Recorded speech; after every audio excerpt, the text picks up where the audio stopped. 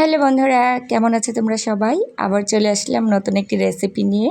আর সেটি হলো চিংড়ি শুটকি ভর্তা, আবার শিলপাটায় বেটে। তাহলে চলো শুরু করা যাক। তো চিংড়ি শুটকির জন্য প্রথমে দিয়ে দিলাম শুকনা মরিচ। শুকনা মরিচটাকে আমি অল্প তেলে আমি একটু ভাজা ভাজা করে নিব। আর প্লিজ ইগনোর মাই কড়াই, এটা অনেক পুরনো কড়াই, অনেক খুঁজে টুজে চিপা থেকে বার করছি। কারণ কারেন্টের চুলে রান্না করলে তলাটা যদি সমান না হয় তাহলে ভালোভাবে বসে না। এখন দিয়ে দিব সেই তেলের মধ্যে পেঁয়াজ আর রসুন একসাথে দিতে যাবেন না, কারণ রসুনটা খুব তাড়াতাড়ি ভাজা হয়ে যায় পেঁয়াজটার তুলনায়। তাই চেষ্টা করবেন রসুনটাকে পরে দেওয়ার জন্য।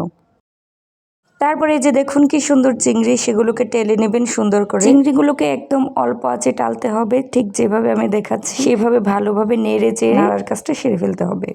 চিংড়ি ভাজা শেষ, এখন আমরা চলে যাব বাটাবাটির পর্যায়ে। আমি আপনাদের একটা কথা বলে দিই, আপনারা অবশ্যই চিংড়িটাকে ভাজার পর ধুয়ে নেবেন। না ধুইলে কিন্তু চিংড়িতে প্রচুর পরিমাণে বালু থাকে, পেটে পাথর হতে পারে বা যে কোনো ধরনের রোগ জীবাণু হতে পারে। দ্রুত ধোয়ার কাজটা শেষ করে বেটে নিলে কিচ্ছু হয় না, যেমন মুচমুচে ঠিক তেমনই থাকে। যে আপনারা দেখতে পাচ্ছেন খুব ভালোভাবে কিন্তু বাটা হচ্ছে, কোনো সমস্যা হচ্ছে না, স্বাদের কোনো হেরফেরই হচ্ছে না। তো আমি এখন শুকনো মরিচটা দিয়ে একটা ডলা দিব। আসলে কি শিলপাটার যে স্বাদ, যতই ব্লেন্ডারে করুন না কেন, ওই স্বাদ, ওই যে মায়ের হাতের স্বাদ, ওই যে ছোটবেলায় দাদি নানিদের হাতের সেই পুরনো স্বাদ, মানে ওই স্বাদ আপনি যদি শিলপাটা ছাড়া করতে চান, যতই ব্লেন্ডারে করেন না কেন, বিশ্বাস করেন ওই স্বাদটা কখনো পাওয়া সম্ভব না। হাতের স্বাদের মজাই অন্যরকম। তো যাই হোক, এই যে আমি আমার বাটার কাজটা শেষ হয়ে গেছে, এখন একটু লবণ দিয়ে দিচ্ছি। লবণ দিয়ে ভালো করে মাখার পর দেখুন কি সুন্দর একটা রেজাল্ট এসেছে। কি বলুন তো, লোভনীয় না? আমার তো আবার এডিট করার সময় দেখেই লোভ লাগছে, ইচ্ছে করছে ভিডিও থেকে নিয়ে খেয়ে ফেলি।